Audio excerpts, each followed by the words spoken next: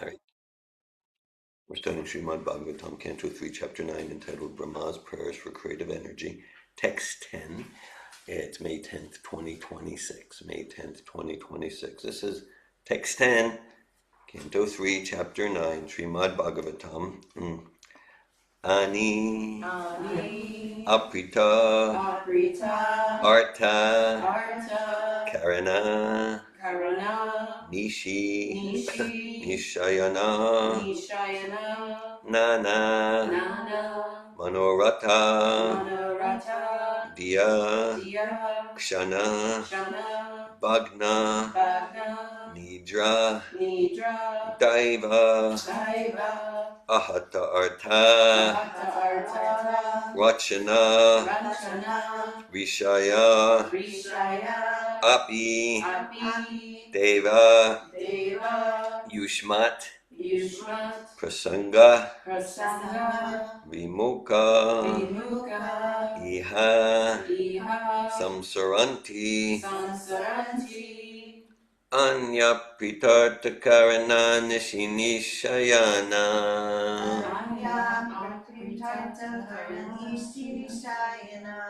Nana Manorata Diyakshana Bhagna Nidra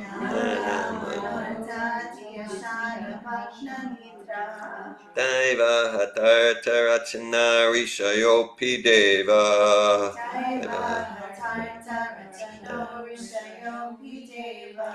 Yushmat Prasanga Vimukha Iha Samsaranti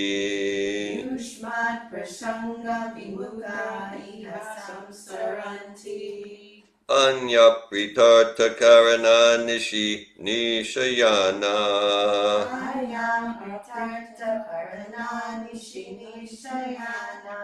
Nana Manorata Diyakshana Bhagna Nidra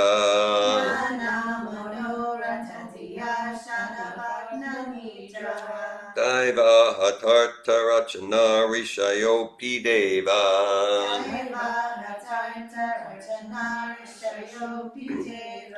Yushmat Prasanga Vimukha Iha Samsaranti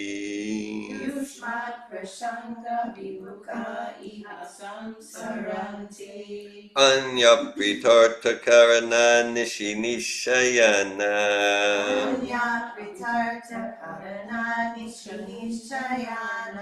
Nana Manorata Diyakshana Bhagna Nidra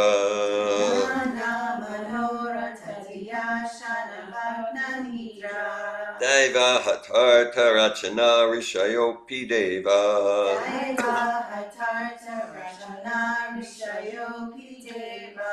Yushmat Prasanga Vimukha Iha Samsaranti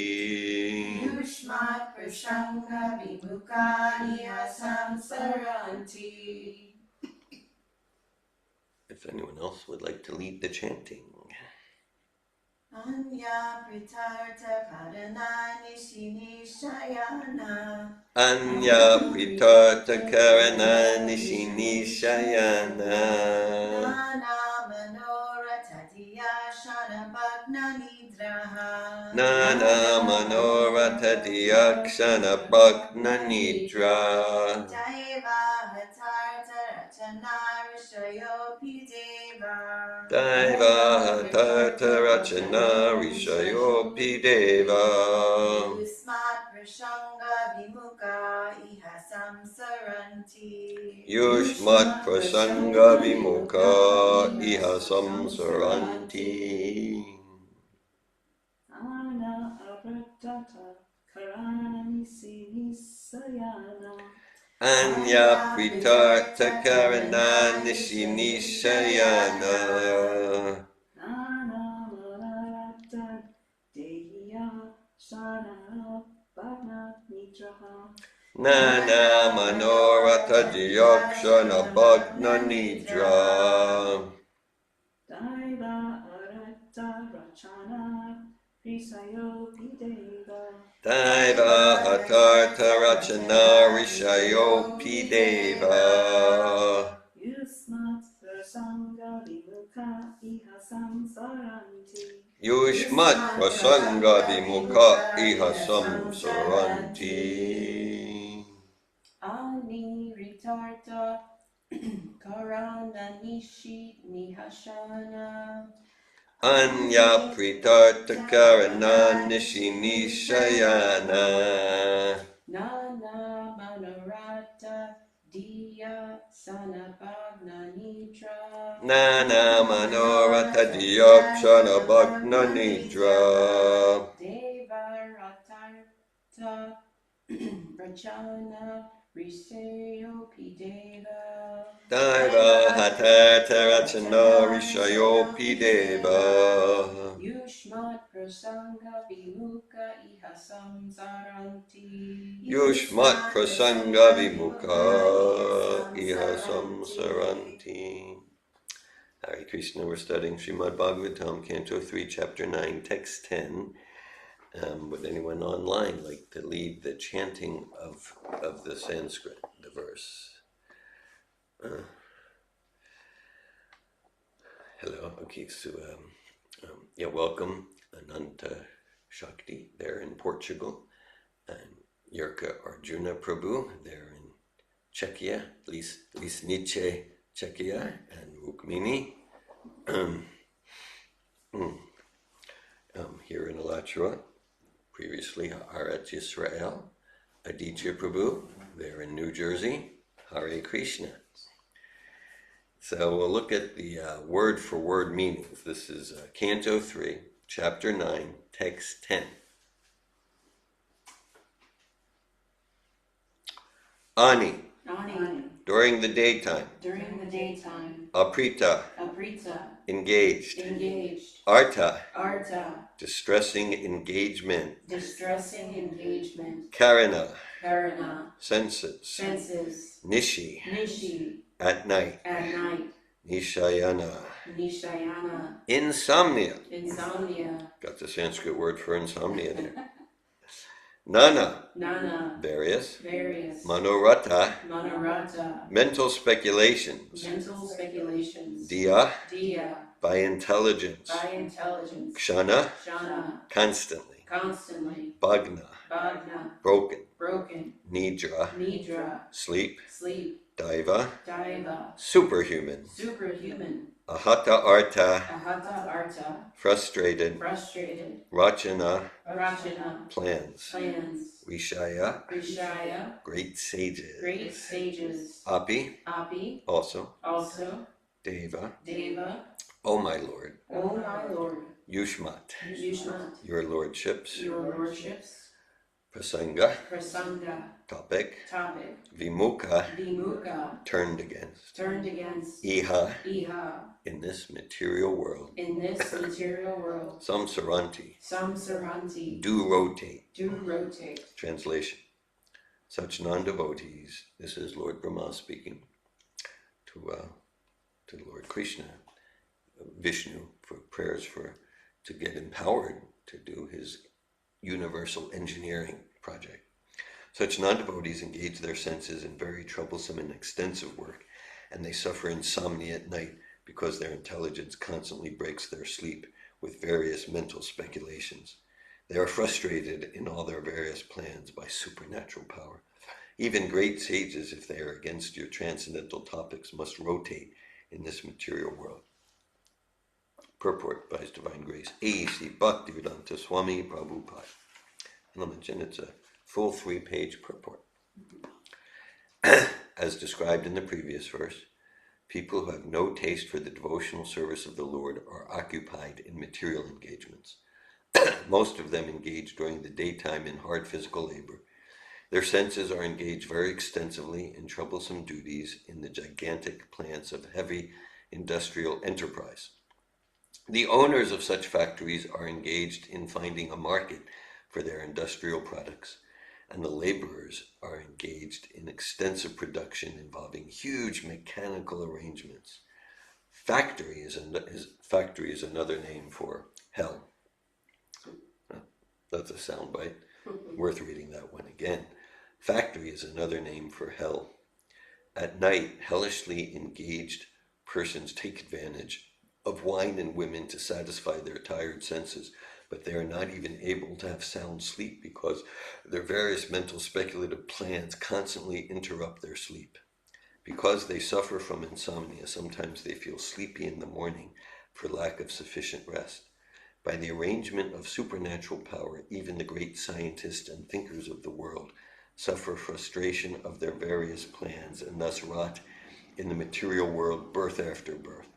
A great scientist may make discoveries in atomic energy for the quick destruction of the world and may be awarded the best prize in recognition of his service or disservice, but he also has to undergo the reactions of his work by rotating in the cycle of repeated births and deaths under the superhuman law of material nature. All these people who are against the principle of devotional service are destined to rotate in this material world without fail. This verse particularly mentions that even sages who are averse to the principles of devotional service to the Lord are also condemned to undergo the terms of material existence. Not only in this age, but formerly also, there were many sages who tried to invent their own systems of religion without reference to devotional service to the Supreme Lord. But there cannot be any religious principle without devotional service to the Lord. The Supreme Lord is the leader of the entire range of living entities, and no one can be equal to or greater than him. Even the Lord's impersonal feature and all-pervading localized feature cannot be on an equal level with the Supreme Personality of Godhead. Therefore, there cannot be any religion or system of genuine philosophy for the advancement of the living entities without the principle of devotional service. The impersonalists, who take much trouble and penance and austerity for self-liberation, may approach the impersonal Brahmagyoti, but ultimately, because of not being situated in devotional service, they glide down again to the material world to undergo another term of material existence. This is confirmed as follows in Srimad Bhagavatam 10.2.32. Yene ravindaksha vimuktimani svai astabhavad avishuddha buddhayo avichuturta kavibir Aruya Kritrena Param Param Tata Patantyado Dadrita Yushmadangraya. Translation.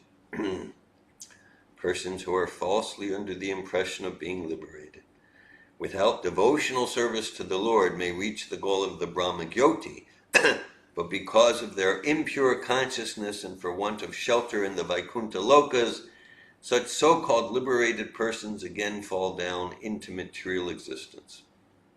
Therefore, no one can manufacture any system of religion without the principle of devotional service to the Lord. As we find in the 6th canto of Srimad Bhagavatam, the initiator of religious principles is the Lord himself. In Bhagavad Gita also we find that the Lord condemns all forms of religion other than that which entails the process of surrendering unto the Supreme. Any system which leads one to the devotional service of the Lord and nothing else is actually religion or philosophy. In the 6th canto, we find the following statements of Yamaraj, the controller of all unfaithful living entities. Now Prabhupada's going to quote from Srimad Bhagavatam, Canto 6, Chapter 3, text 19 to 21. This is quoting Yamaraj. Dharmam tu sakshat bhagavat pranitam navai vidur vishayunapideva nasira mukya sura manusha kuto nuvijya daracharanadaya svayambor narada shambhu kumara kapilo manu palado janako bhishmo palirvaya sakirvayam Dvadashaite vijanimo dharmam bhagavatam bhata guyam vishuddham durbodham yam gatvamitam ashnute. The quote, the principles of religion are initiated by the Supreme Personality of Godhead, and no one else, including the sages and demigods, can manufacture any such principles, since even great sages and demigods are unauthorized to inaugurate such principles of religion. What to speak of others, the so-called mystics, demons, human beings, Vidyadharas and Charanas living in the lower planets, 12 personalities: Brahma, Narada, Lord Shiva, Kumara, Kapila, Manu, Prahlad Maharaj, Janaka Maharaj, Bhishma, Bali, Shukadev Goswami, and Yamaraj are agents of the Lord authorized to speak and propagate the principles of religion. The principles of religion are not open to any ordinary living entity. They are just to bring the human being onto the platform of morality. Nonviolence, etc. are necessary for misguided persons because unless one is moral and nonviolent, one cannot understand the principles of religion. To understand what is actually religion is very difficult, even if one is situated in the principles of morality and nonviolence. It is very confidential because as soon as one is conversant with the real principles of religion, he is at once liberated to the eternal life of bliss and knowledge. Therefore, one who is not situated in the principles of devotional service to the Lord should not pose himself as a religious leader of the innocent public. The Ishopanishad emphatically forbids this nonsense in the following mantra, 12th mantra of Ishopanishad. Andam tama pravishanti ye sambhutim upasate tato bhuya ivate tamo ya'u sambhutyam rataha. A person in ignorance of the principles of religion, who therefore does nothing in the matter of religion, is far better than a person who misguides others in the name of religion without reference to the factual religious principles of devotional service. Such so-called leaders of religion are sure to be condemned by Brahma and other great authorities. That penultimate sentence, I'm going to read that one again because it was a lot of fun. A person in ignorance of the principles of religion, who therefore does nothing in the matter of religion, is far better than a person who misguides others in the name of religion without reference to the factual religious principles of devotional service.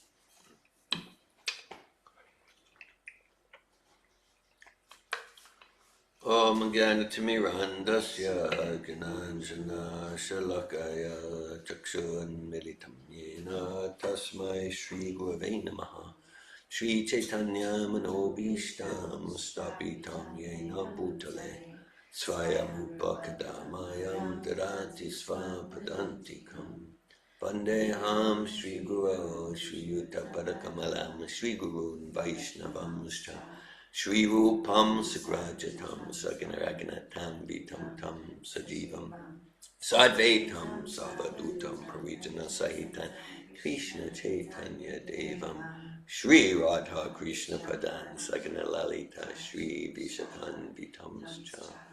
Hey Krishna Karuna Sindhu Dina Bandhu Jagatpate Gopisha Gopika Kanta Radhakanta Namostute Tapta Kanchana Gorange Radhe Vrindavaneshware Vrishabhanu Sute Devi Pranamami Hari Priye Vanchakalpatra Yubhyascha Kripa Sundarbheva Cha Patitanan Pavanebhyo Vaishnavebhyo Namo Namaha.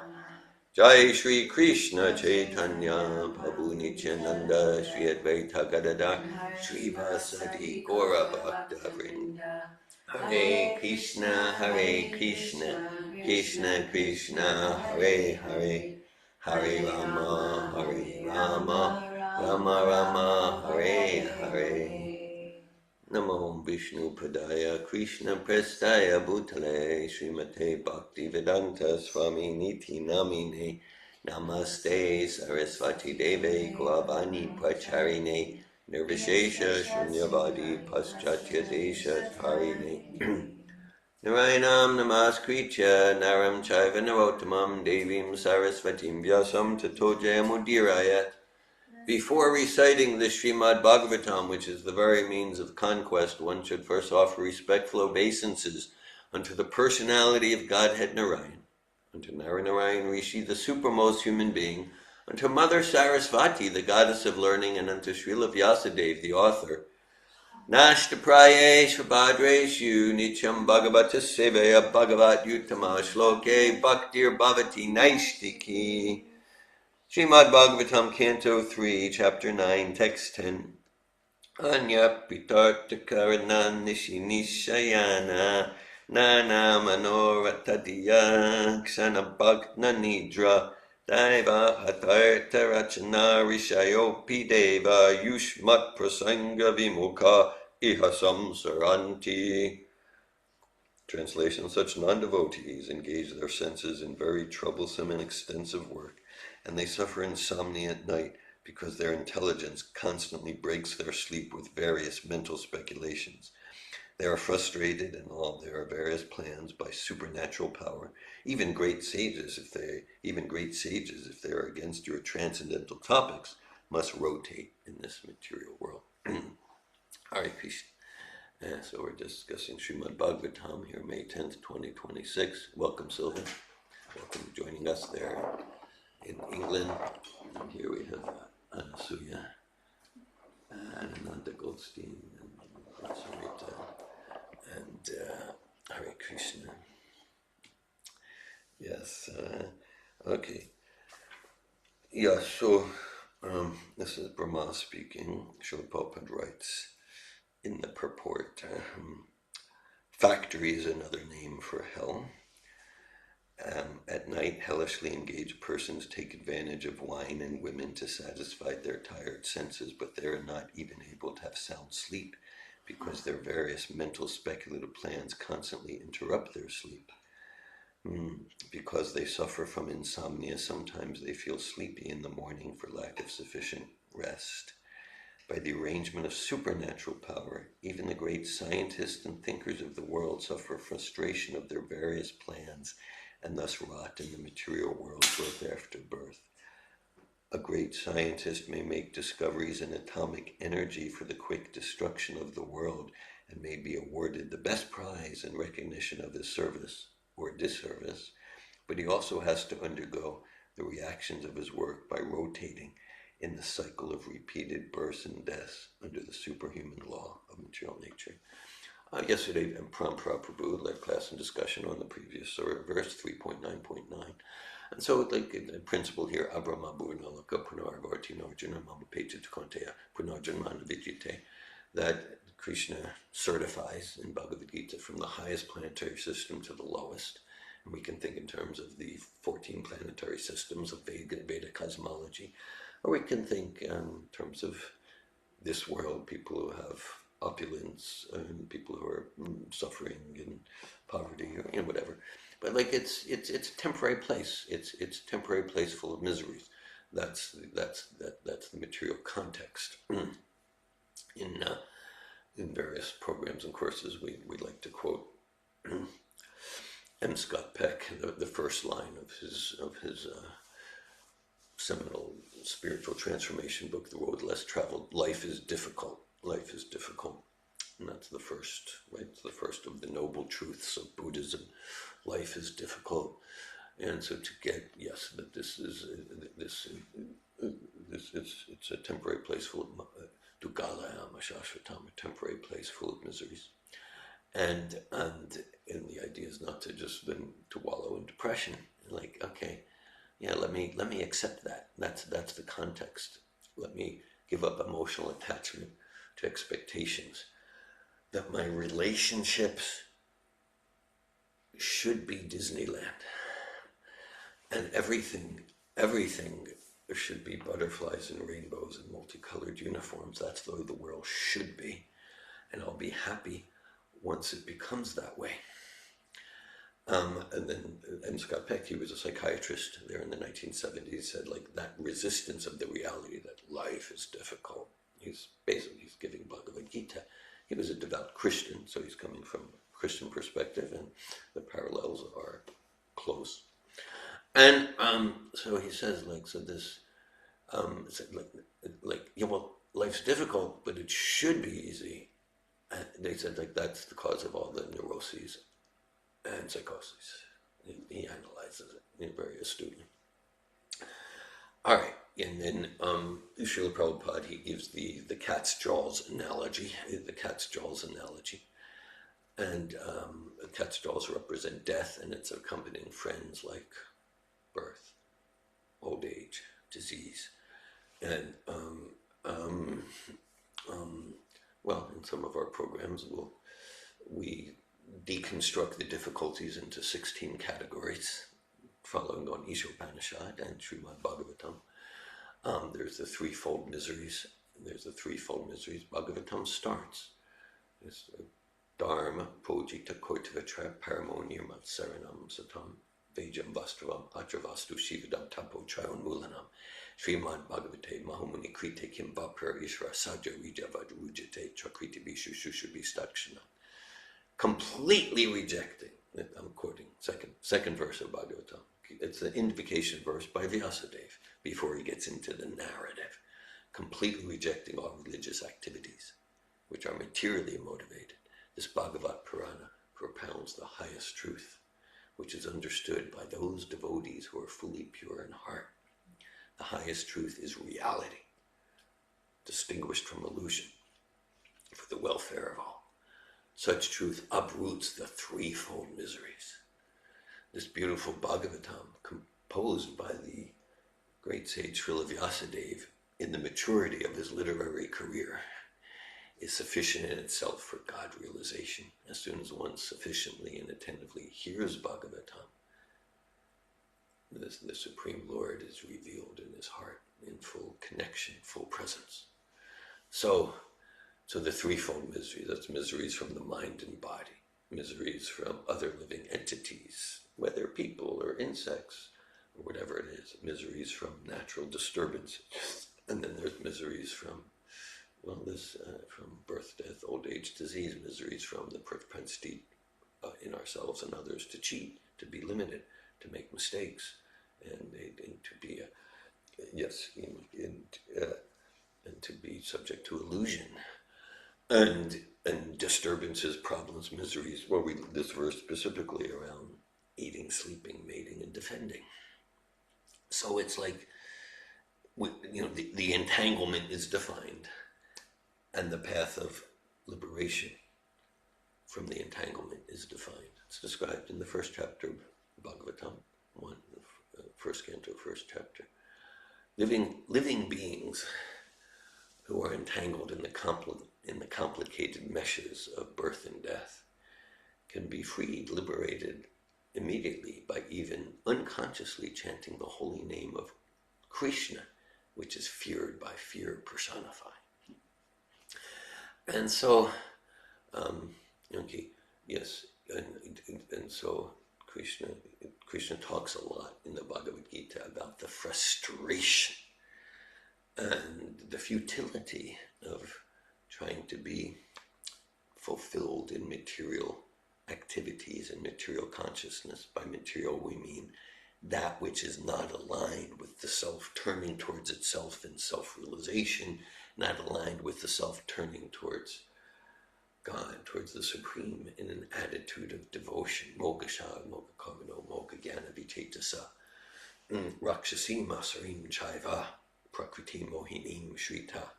Krishna says the attempts at heavenly pleasure, karma, the attempts at liberation are frustrated to the extent that our mentality is not sincerely, truthfully devotional.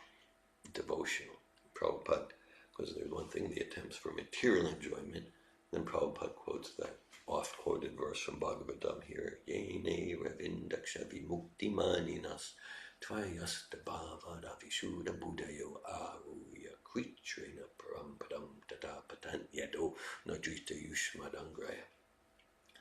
So, to become free from material desires and realize the oneness of spirit, that's a great spiritual achievement. At the same time, negation of matter in itself is not spiritual. To be steady in spiritual consciousness means to be constantly engaged in spiritual activities. What's that mean, spiritual activities? Doesn't need to be a mystery. That's bhakti. That's we guidance, guidance which we get to process according to our individual distinctive inspiration, but guidance how to be engaged in spiritual activities up to 24 hours per day, up to 365 and a quarter days per year is clearly given. So without spiritual activity, simply realizing aham brahmasmi, again, it's like relief from the material miseries. At the same time, it is described here, it's not going to be a steady spiritual liberated state, because the nature of the self is to desire. And so those desires, example given, just like an object in space. It can float in space for a bit. Eventually, gravitational pull will pull it to some planet or another. And so, we can be temporarily liberated from material desires. But then if we don't have a taste for the spiritual activities of Vaikuntha Loka or Goloka Vrindavan, when we say things like Vaikuntha Loka or Goloka Vrindavan, essentially that's a consciousness, and also it's a geography if we get into Veda cosmography and cosmology and astronomy. Then if we're not attracted to a spiritual planet, then we'll be attracted again to some material planet. Just like an object in space, that's a metaphor, we'll be attracted to some planet through gravitational pull. So, Bhukti Mukti Shrikami Sakala Ashanta Krishna Bhakti Nishkama Ataeva Shanta. So as long as our desires are directed towards anything other than serving God with love and devotion, pleasing Krishna, then those desires will be a source of agitation and disturbance and peace. That's why sometimes Prabhupada says we want to become desireless. But now, it's not possible to be desireless. It's one of those apparent contradictions. And then he clarifies it, if we keep reading, that because to desire to please the Supreme Personality of Godhead, it's not really a desire in the material sense. It's the natural dharmic expression of the soul shining brightly. So that's why in one sense, we can call it that spiritual desire, fine. But in another sense, it's not a desire in any material conception. So that's what's meant by desirelessness. A kind of nihilistic void is not what's meant there. It's described in Bhagavatam, 2nd canto, Nidraya Riyate Naktam Vyava Hina Chavavaya Diva Charte Haya Rajan Kutumba Bharanenava. That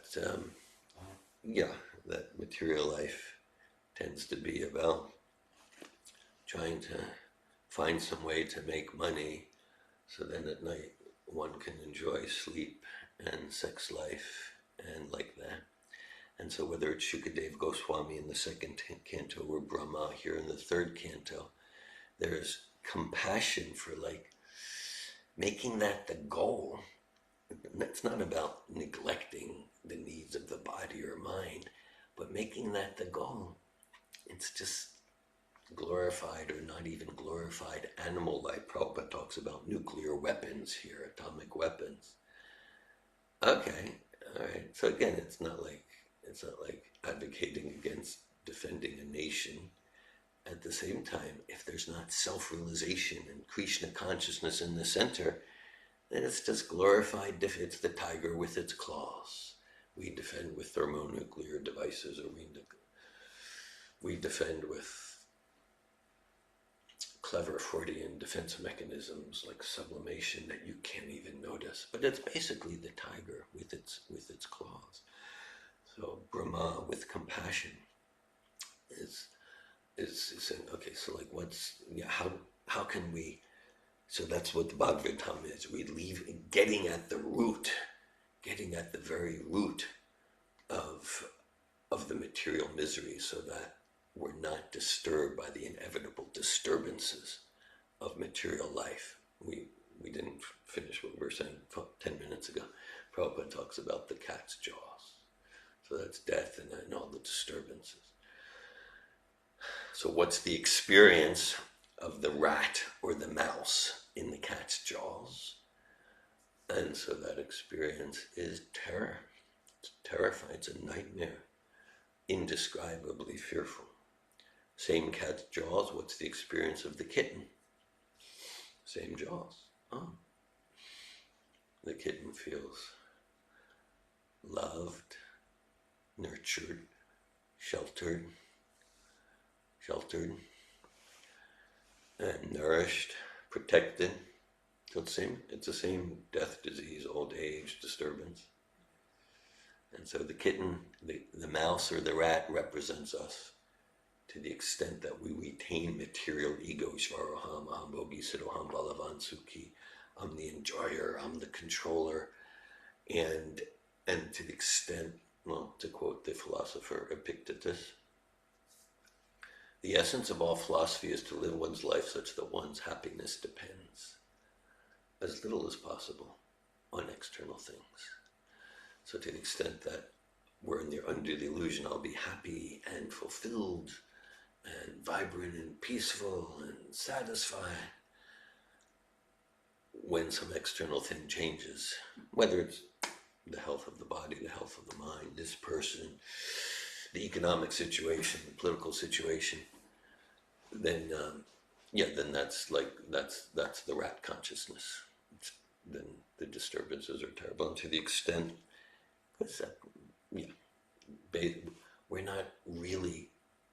not going to melt our false ego without service to the Supreme Person. It's just a principle. That's a principle of the Vedas, of any bhakti path. False ego gets melted when we serve submissively the Supreme Person through the Supreme Person's authorized, pure representative. Otherwise, false ego in different forms will continue to torment us. And so kitten consciousness then is just like tate nukampam susamikshamanam bunjana evanma kritam vipakam vibhagva purbir vidita namaste jiveteo muktis pade sadayavak. Then the disturbances, they just become impetus to deeper enthusiasm. Let me be transcendental. Let me serve Srila Prabhupada. Let me serve Sri Sri Radha Krishna with love and devotion. Let me not try to be a fish happy outside of water. And then the disturbances. Yesterday, in a comment on Parampara's class, I quoted Bhaktivinoda Thakur. Problems, disturbances encountered in the course of your service, Krishna, are the source of my greatest ecstasy. So to transformation, to transform our consciousness from rat consciousness to kitten consciousness, from absorption in these embarrassing difficulties described in this series of verses, then we endeavor to practice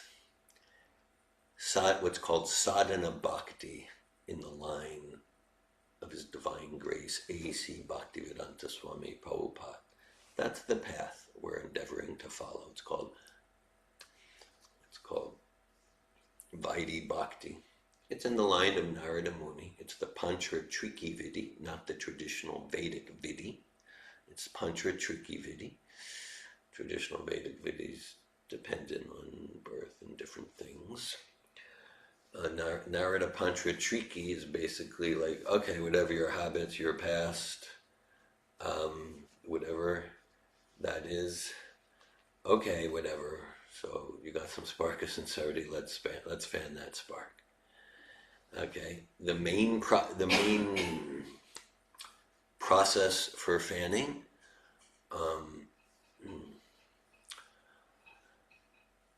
Satatam Kirtan. Satadam Kirtayanto Mam Yatantastra Jutavrata Namasyantas Chamam Nityam Nityuktu Pasate Bhakti. Yes.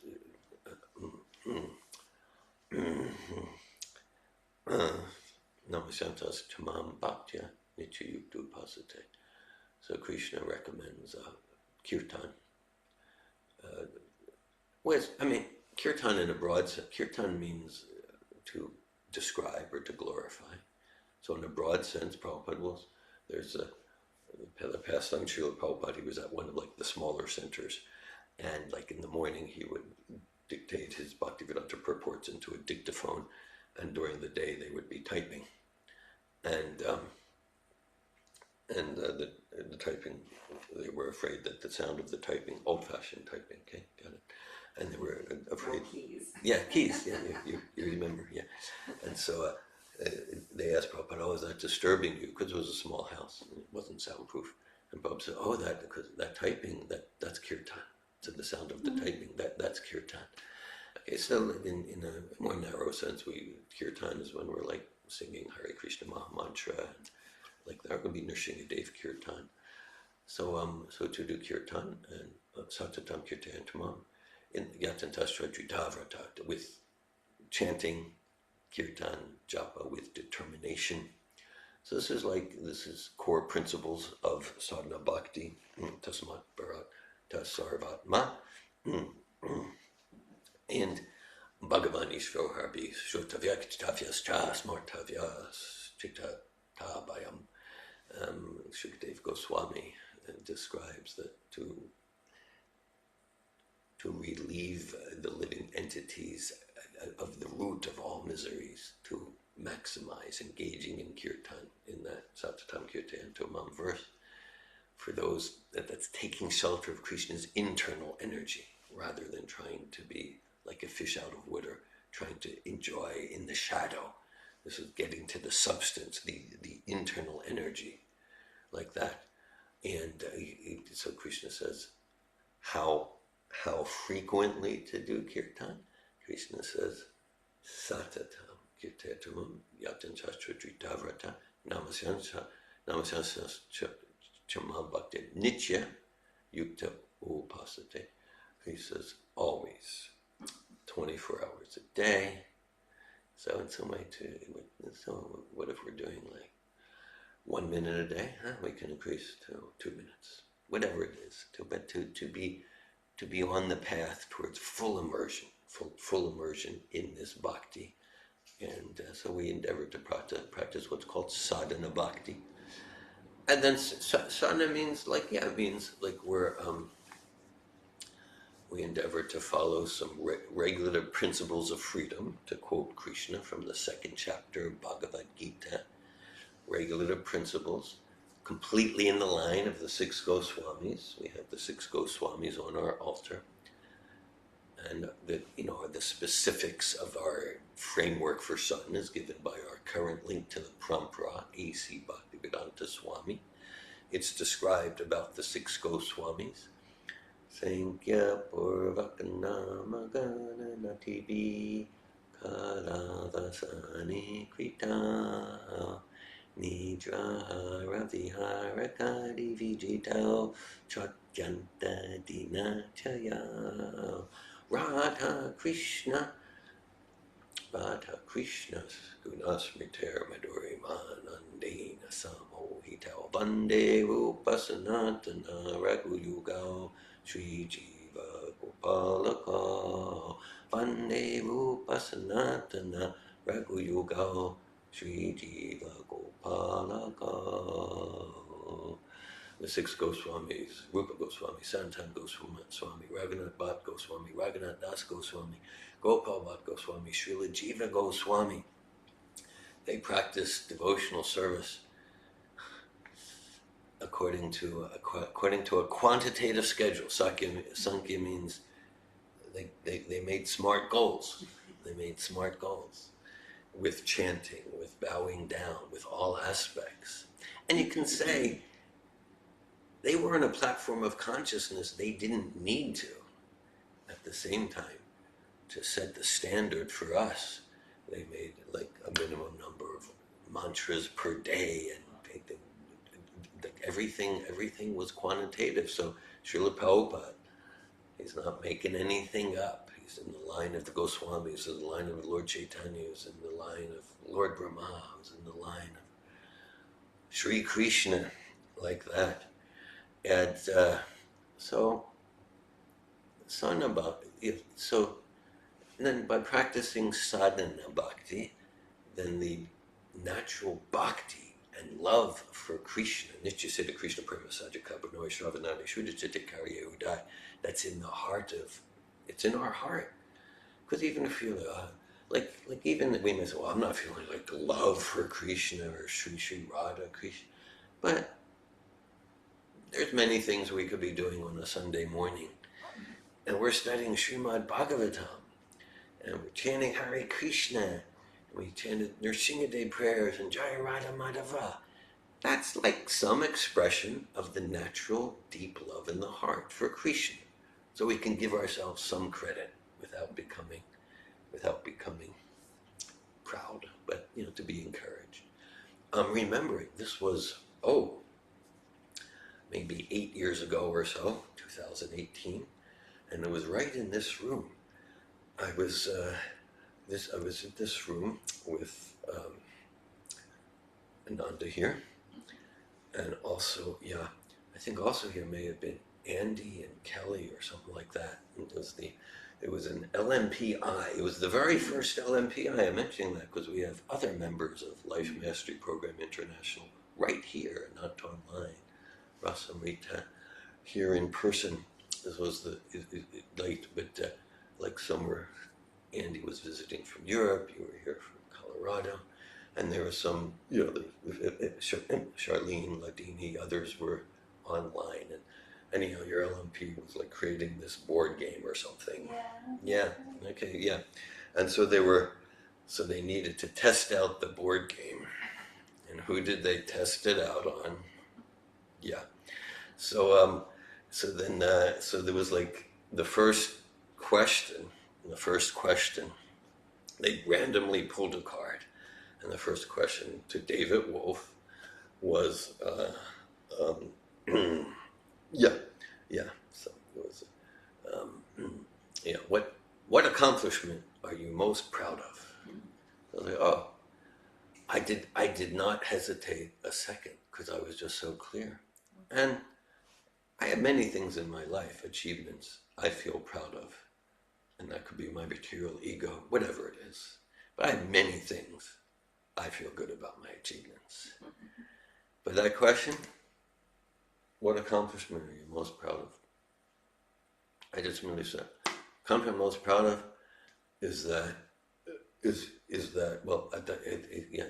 for 35 years, starting in 1983, I've fulfilled my commitment to chant at least 16 rounds of Hare Krishna Mahamantra Japa every day. And what struck me about that even here we are 8 years later, and it's just like, I didn't even hesitate. So that's just like true for me. And so that, at least in that aspect, and however mechanical my chanting's been, but I'm endeavoring to follow the sadhana bhakti practice, and that's the main cornerstone of the practice, along with reading Srila Prabhupada's books. So I've endeavored to follow that, and endeavored to share it. And then by practicing sadhana with whatever sincerity, then the natural love for Krishna does more and more spontaneously manifest. Even if someone is like on what's called the Raganuga platform, with full realization of their spontaneous, devotional, playful relationship in Goloka Vrindavan, the general practice is they're going to keep quiet about it. That's the general practice. Now, as far as like those spontaneous relationships, like if we read just Prabhupada's books, what to speak of his lectures and letters, and things like that. Just in Prabhupada's books, as far as the more esoteric aspects of Raganuga Bhakti, just in Prabhupada's books, there's millions of times more than we'll ever be able to touch in this lifetime. And so we're fully encouraged to read all of Prabhupada's books and then, yeah, that's part, to read from a bhakti perspective. Also read in Richarga. Because somebody says, oh, Prabhupada didn't give us everything. Now, I'm not saying not to read other books. I read other books, including others from Vaishnavas and others, novels and personal growth and like that. And I endeavor to absorb and process and understand whatever I read through the pure lenses of my current link to the Parampara, Srila Prabhupada. And, okay, well, more to say there, but I'll pause. Well, yeah, so Sana Bhakti, in Safatov, we have this language like get to and have to, get to and have to. So when I say like, okay, whether it's like a morning program, and if I look over now it's 43 years, there's been times I've been, more steady at morning program, times less steady. Yeah, I had a period of back in around 2010. Mother Malini was instrumental in supporting me to be more steady. After a few years where I wasn't. I would be like, I was driving to my, back in the 90s, I would drive to my state job in Gainesville or Lake City or Live Oak, and I would do a morning program on the drive, in different forms of it. But we started our, announced morning programs in 2010, and that's been helping that, I'm announcing to others, so I better be there, So, this get to, have to, yeah. So I certainly can't say, so I've changed 16 rounds every day since 1983, and it's been just joyful enthusiasm every mantra. No. At the same time, I can truly say, because sometimes just it feels dry, and sometimes there's more, whatever. But it is true for me that each year I'm more and more enthusiastic to fulfill my commitment to Srila Prabhupada to chant at least 16 rounds per day. So enthusiastic to fulfill my commitment, and I do experience, and then each year there is more and more vibrancy and aliveness. There are more and more of those where each mantra is alive and like that, through, because quantity leads to quality. Quality is the thing that we're looking for, and through quantity that leads to quality. There's I'll close with this I've shared in various classes over the years. It's a conversation with Prabhupada, and so that in my sensitive voice were maybe at a slight complaining mood. 16 rounds, 16. Ooh, yeah. Of course, Prabhupada started with the standard was 64 rounds per day, and his students came to him and said, it's just not going to happen. And Prabhupada said, okay, 32. They came back a little bit later. No. They said, okay. But bare minimum, 16. And that became the standard. So, so Prabhupada said, 16 rounds. Prabhupada said, why not 16 million rounds? Why not 16 million rounds? And then that's the Goswami standard. It's described the Goswamis through the quantitative commitment. Then they conquered over Nidrahara Viharakati Vitatal Chatyanta Dina Chaya. They conquered over sleeping and eating, because they were getting such a taste through their quantitative commitment. Prabhupada would say for the 6 Goswamis, we wouldn't say they rested. We wouldn't say they slept. That's what we would say, they rest their body. For pure devotee like Srila Prabhupada or the Six Goswamis, it's not sleep in the sense of ignorance. It's just like, okay, I'm gonna rest my body so then I get to use it in Krishna service.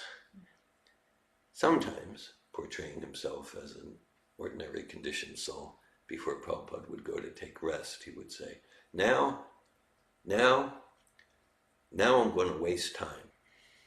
Like that, because he was feeling like he's just wasting time. There's so much service to do. So naturally our attachment to eating, sleeping, sex life decreases as we get more and more a taste, and that comes from the quantitative commitment. So why not 16 million rounds? 16,000 rounds? So Prabhupada's saying, like, if we have a taste, in a sense, we don't need to commit. The idea of a commitment is because I'm lacking taste to spontaneously always remember Krishna and sing and chant his names and engage in his service. But we don't have a commitment, so let's follow this sadhana. And whether it's commitment or not, if we chant one name of God in this lifetime, that's glorious. That's success. And Prabhupada's encouraging us. And if we really want, like, each day to make progress out of the material ocean, out of the blazing forest fire of material existence, samsara davanala lida loka janaya karunya ganakanatham, then he recommends a commitment of at least 16 rounds. We're studying Srimad Bhagavatam, Canto 3, Chapter 9, Text 10. Anya pritartakarana nishinishayana nana manorata diyakshana bhagna nidra daiva hatartarachana rishayopi deva yushmat prasanga vimukha ihasam saranti.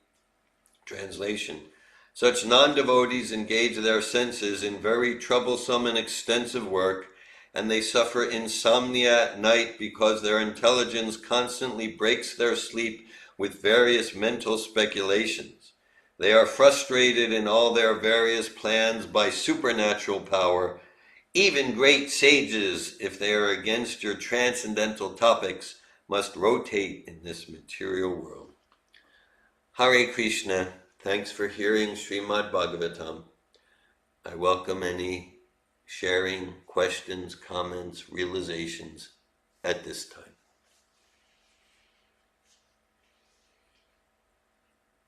And what strikes me is the purport. Yeah.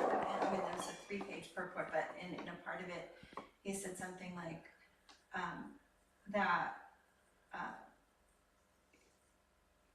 Well, there's a couple things. I don't have the exact words, but concocting a religion basically isn't acceptable if you don't include devotional service. Yeah. It could be read that way. Yeah, that, sure. Like, it's like, well, you could, but you have to include devotional service, otherwise it's nonsense. And then at the very end, he said, you read it a few times, that a person is basically damned if they don't share devotional service. Yeah.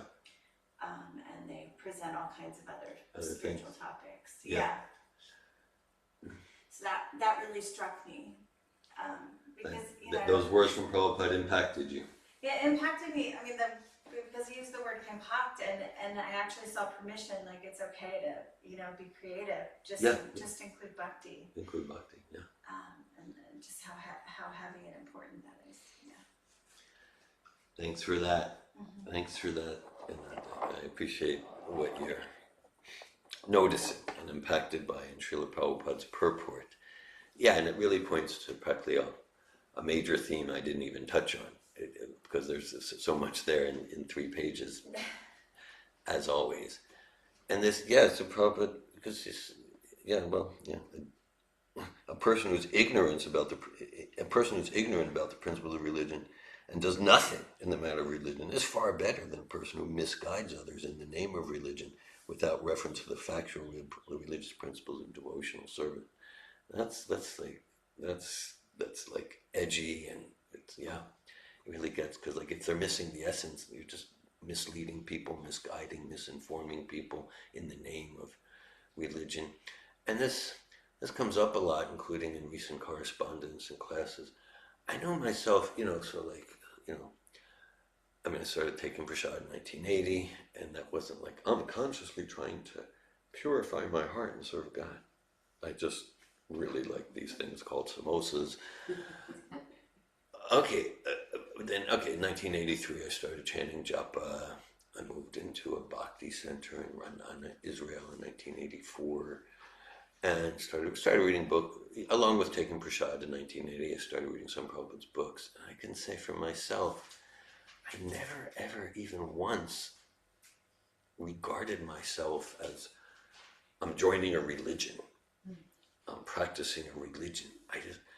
That's why, like, for me, it's like, well, I endeavor to practice a science of self-realization called Krishna consciousness, a science of God consciousness.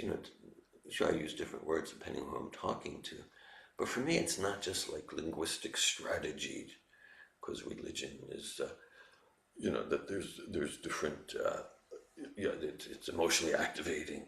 For me, it's just like really true. I never conceived in those terms, and that's why Srila Prabhupada will so often say this is not a religion; it's a science of self-realization. It's a science, means solid philosophy and a process we can practice. Like if we get to it would be the Latin roots of the word religion. The actual meaning is yoga. It means like to connect with self. So if someone's meaning it that way, okay, but in any conventional sense, I never conceived of Krishna consciousness or what I'm doing in those terms. And so in purports like this, Prabhupada is just like this whole external thing, religious show. It becomes just another facet of material existence. Thank you, Ananda. Yeah. When I hear you, what's really striking me is the words religious principles at the very end of the purport. And what are those religious principles? It's the yoga. Yeah.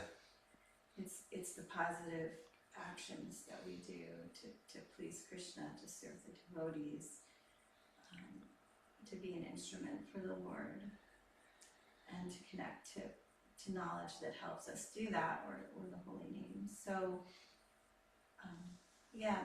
that's the juice, the essence of it.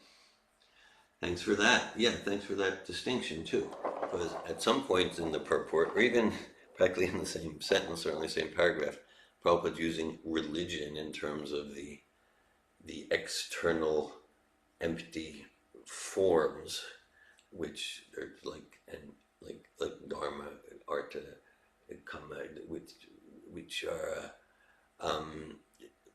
just like facets of material existence.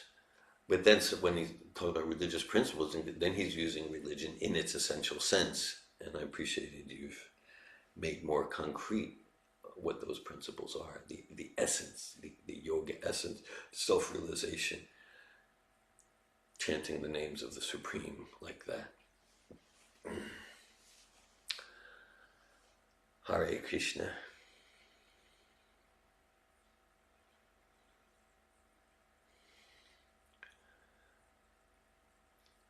Any other comments, questions, sharing at this time? Rasamrita. Hey Krishna, it's more of a comment and repeating something in the purport. Yeah. It feels very impactful to me, so thinking about it. The principles of religion are not open to any ordinary living entity. They are just to bring the human being onto the platform of morality. Non-violence, etc. are necessary for misguided persons, because unless one is moral and non-violent, one cannot understand the principles of religion. So what that brings up for me is the four regulative principles, and how they help us. Sure. Because, for example, like meat eating, to the extent that we're doing that and we're consuming the products of violence, I understand that there are things that aren't accessible to us because of that behavior. Same thing with all the things that were given through the regulative principles. So that's the connection I'm making. Thanks for that. Thanks for that connection. Yeah, sometimes Prabhupada uses the term sub-religious principles. I'm reminded in your, what you're sharing, Rasamrita, there's the pastime of Sri Chaitanya Mahaprabhu and the Chand Kazi. Okay. So it relates to what you're sharing. So that's described in Adi Leela of Chaitanya Charitamrita, chapter 17. Lord Chaitanya, he's in his youth, he's in like late adolescence, maybe early 20s, okay? And Lord Chaitanya, who is known as Nimai of Nadia, Nimai of Navadvip, and he had not taken sannyas yet. He was in his householder life. He was a young man, and very inspirational. And so he was inspiring a kirtan movement. Okay, and so a lot of his followers, and it was very threatening for the religious establishment. They felt very threatened, because then the idea is like, well, to go to the Supreme, you need to give tithes to us. Everyone was getting like such ecstasy through chanting Hare Krishna Kirtan, led by Lord Chaitanya. So one day, the Chand Kazi, he was like the governor under Nawab Hussain Shah. He was the governor. He was Muslim, and it wasn't even so much like he was inimical, but he was getting complaints by the religious elite, like this Nimai, this kirtan thing, this isn't good for our monetary life. Of course, they wouldn't say that, but so the Chand Kazi, he sent some of his men.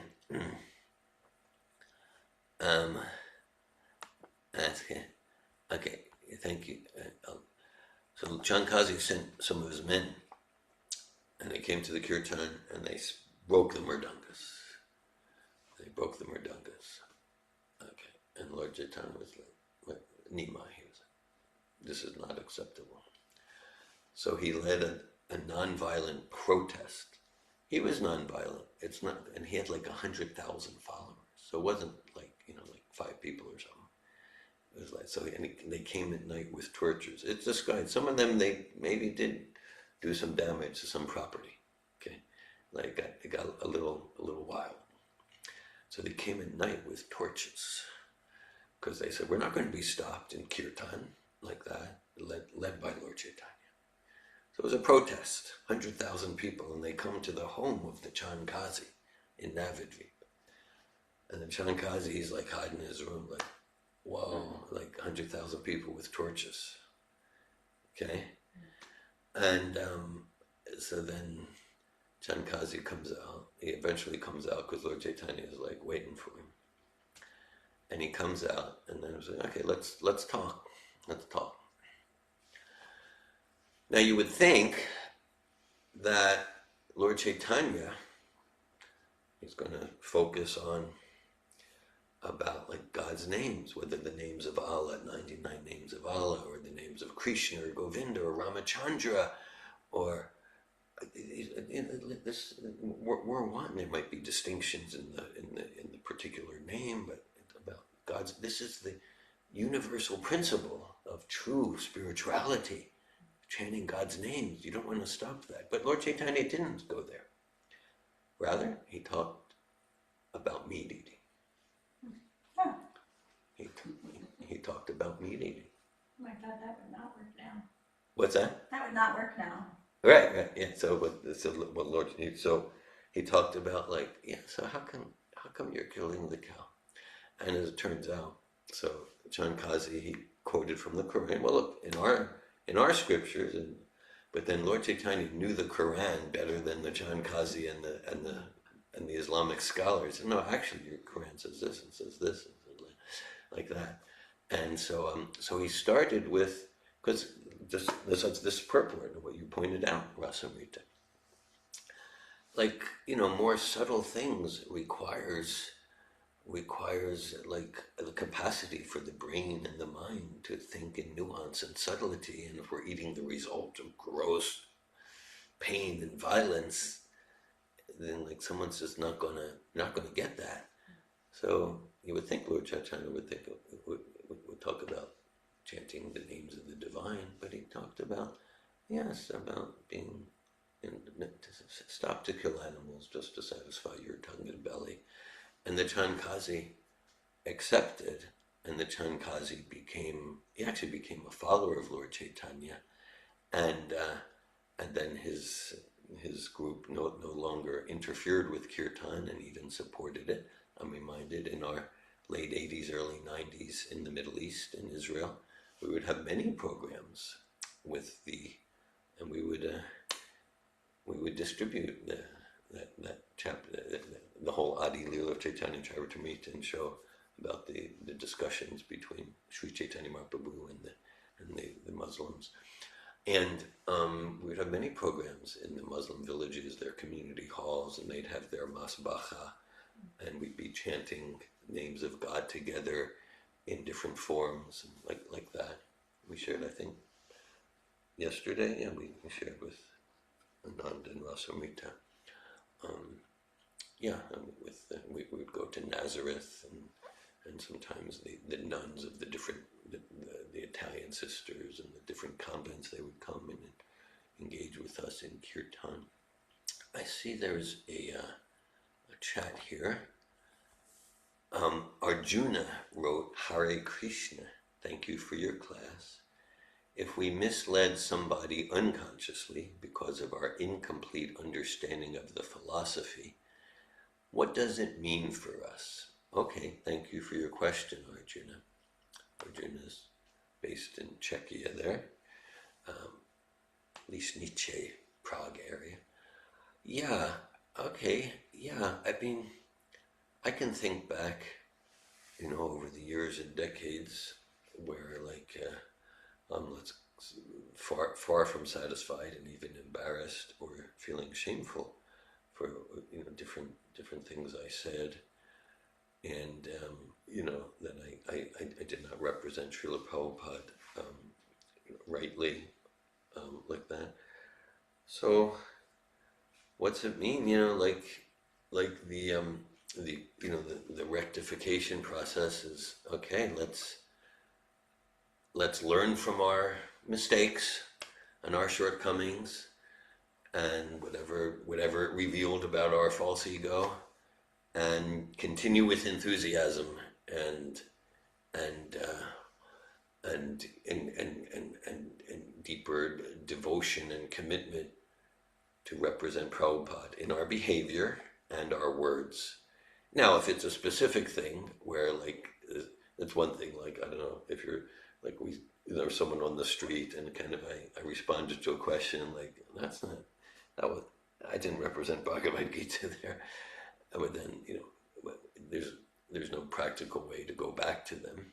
If it's someone who we've misled and we can rectify.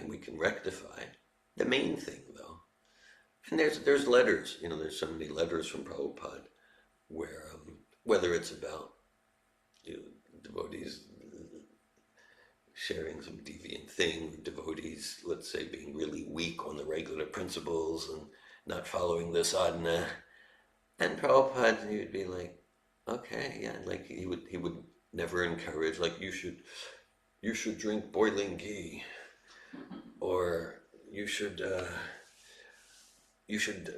wallow in shame and punish yourself. But he would appreciate the awareness, and let's get back on the horse and continue with recommitment and redoubled enthusiasm. So let's learn from the shortcoming and be a more excellent servant of Prabhupada. Thank you, Arjuna. Thanks for your question. Hare Krishna. Arjuna writes, wonderful. Thank you for inspiration.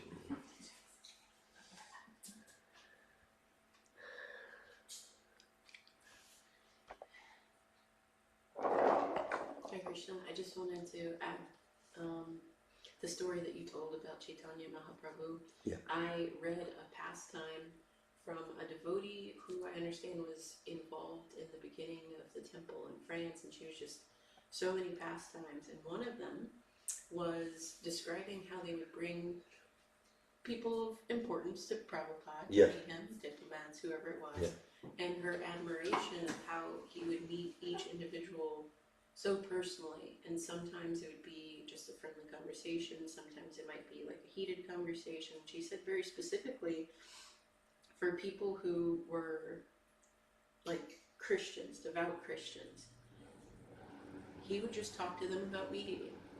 Yeah, yeah. And Yeah.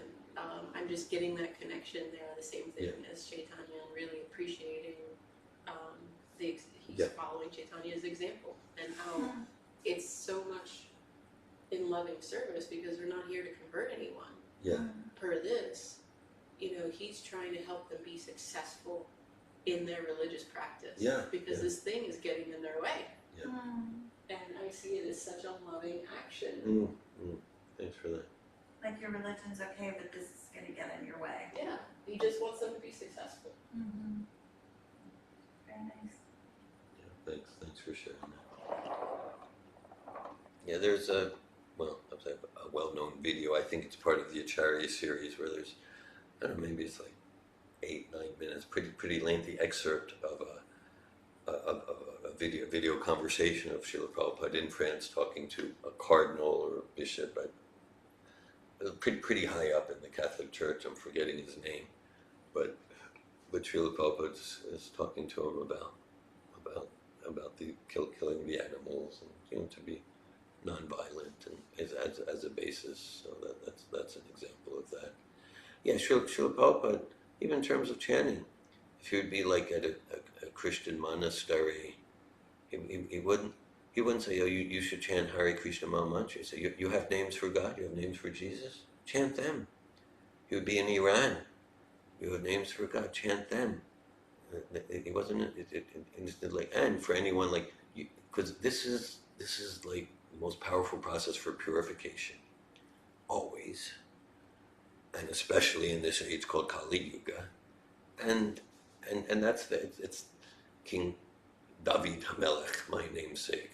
What was he doing? He was dancing around Jerusalem, dressed a lot like a Hare Krishna, with chilchilim and the drums, wild ecstasy, chanting the names of God. We can imagine in the Hebrew. So it's there. It's there in Buddhism. That's the Yuga Dharma.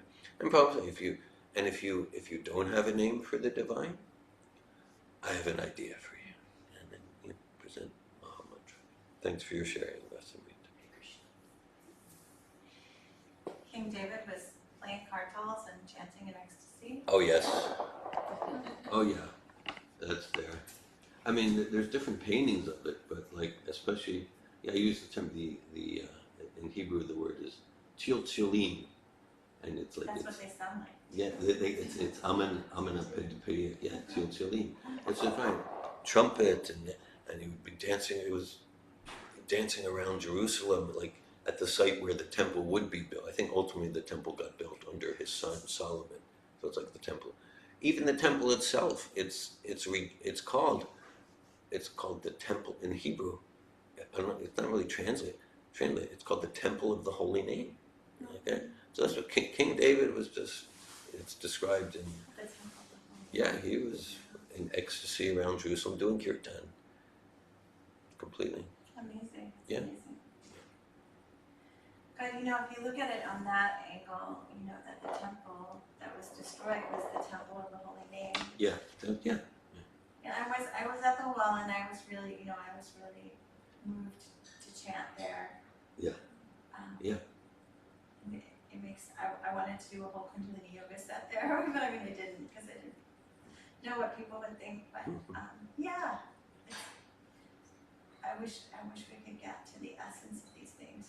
People could be more philosophical and get to the heart of the matter. Maybe there would be a lot less war. Maybe that's the meat eating. I don't know. Meat eating, we even get to that. That's what David HaMelech was doing. Yeah. You know, the other side of it is that the Jews feel like they've been conquered and overpowered so many times, they've had enough. Yeah. And so they're taking on the mood and the tools from which they were conquered to not have it happen again. Mm-hmm. So even though it's one of the never again, as the saying even though it's one yeah. of the most vegan places in the world, Yeah. I mean, growing more than in India, India's Yeah. going the other direction. Yeah, true. There's still this there's just a memory no, if we do that, it's not gonna work. We have to. Yeah. And it's just tricky. The material world is so tricky. Yeah, amongst that particular sector, there's fear there, and so There's reason to. There's history. We learn from history or where it is. Yeah. It's so tricky. It's tricky. I mean, Chan Kazi listened because Lord Chaitanya had 100,000 followers. He came out eventually. That was probably a factor. Yeah, and it wasn't just this great savings, it was to be pure soul. It was 100,000, it was okay, I better handle this. With torches. Yeah. Yeah. Better take this seriously and give him an audience. Yeah. Thanks for your realizations, Ananda. I'm glad it didn't take torches for me. I was just thinking of the board game and the question that you posed, and I had shared at one of the programs that Damayanti and Garuda had that I was voted most likely to succeed in high school, and I always felt this pressure, what am I really doing in my life that I feel proud of? Am I fulfilling that most likely to succeed? Yeah. And I always felt like such a failure because there were others that were doctors and lawyers and professionals, because that's how I measured success. Was by the profession, and now I have such gratitude for an invitation to go to a home program to remember God, remember Krishna, and to meet Srila Prabhupada. And that's where I finally discovered that's most succeeding in life, is to remember who I am and remember my relationship with Krishna and Srila Prabhupada. And so that's what comes to mind for me, and also perfect divine timing, because I was later in life, it was only 11 plus years ago, and that's when my mother started to suffer in her health, and I didn't have an attachment to her leaving her body because of this practice. I don't know what it would have looked like if I had not come to Krishna consciousness, and so I'm also very thankful that it came at a time where I could have been in such misery, and so it saved you so much misery. It did, and it also gives me such beauty to serve my father now, and so it's I have much appreciation. Beautiful. I feel your appreciation for Srila Prabhupada, Hare Krishna Maha Mantra, and your opportunity in this lifetime. Thanks for sharing that, Anasuya. So you're definitely fulfilling the prediction of your high school class. And now I openly share it with whoever inquires. Yeah. And so that's what's really sweet too, is I get to tell them, I am. To explode your success by sharing it, helping others have the same success. Yes. Yeah. Thanks for sharing that. I'm reminded in 8th chapter of Madhya Chaitanya Charitamrita, it's Lord Chaitanya's discussion with Srila Ramananda Roy, and there's a section there where because Lord Chaitanya puts himself in the role of student, and there's a section there where he asks, hey, what's really the best education? And Ramananda Roy his response is always focused on Krishna consciousness, and one of the questions is, what's actual success? And then Ramananda Roy goes just where you went in your sharing realizations. Srimad Bhagavatam Ki.